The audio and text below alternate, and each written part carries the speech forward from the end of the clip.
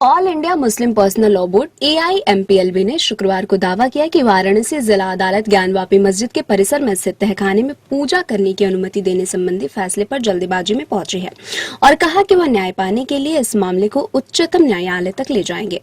AIMPLB ने कहा कि वे अपनी चिंताओं से अवगत कराने के लिए राष्ट्रपति द्रौपदी मुर्मू से समय मांग रहे हैं और वे देश के प्रधान न्यायाधीश DY चंद्रचूड़ को भी पत्र लिख सकते हैं। इलाहाबाद उच्च न्यायालय ने ज्ञानवापी मस्जिद के परिसर में स्थित तहखाने में पूजा की अनुमति वाले वाराणसी की अदालत के आदेश के खिलाफ दायर अपील पर मस्जिद कमेटी को तत्काल राहत देने से शुक्रवार को इनकार कर दिया।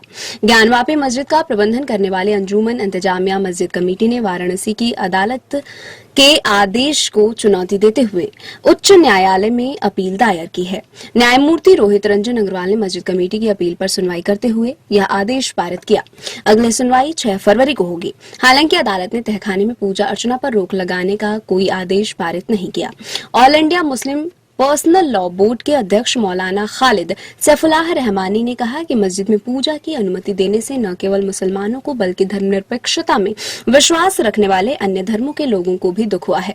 उन्होंने कहा कि यह धारणा गलत है कि मस्जिद बनाने के लिए मंदिर को तोड़ा गया था। इस्लाम मस्जिद बनाने के लिए किसी की भी जमीन छीनने की इजाजत नहीं देता है। रहमानी ने कहा कि अदालत ने इस पर जल्दबाजी में फैसला सुनाया और दूसरे पक्ष को विस्तार से अपनी दलीलें रखने का मौका भी नहीं दिया गया।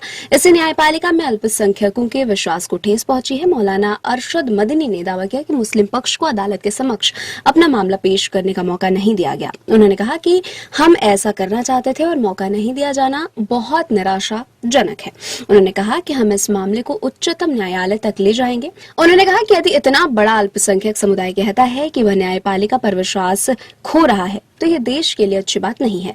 मदनी ने कहा कि कुछ लोग कह रहे हैं कि ज्ञानवापी का मामला पूजा स्थल अधिनियम 1991 के बाद अस्तित्व में आया, लेकिन कानून का मूल सिद्धांत यह है कि पूजा स्थल जो 1947 में था वही रहेगा।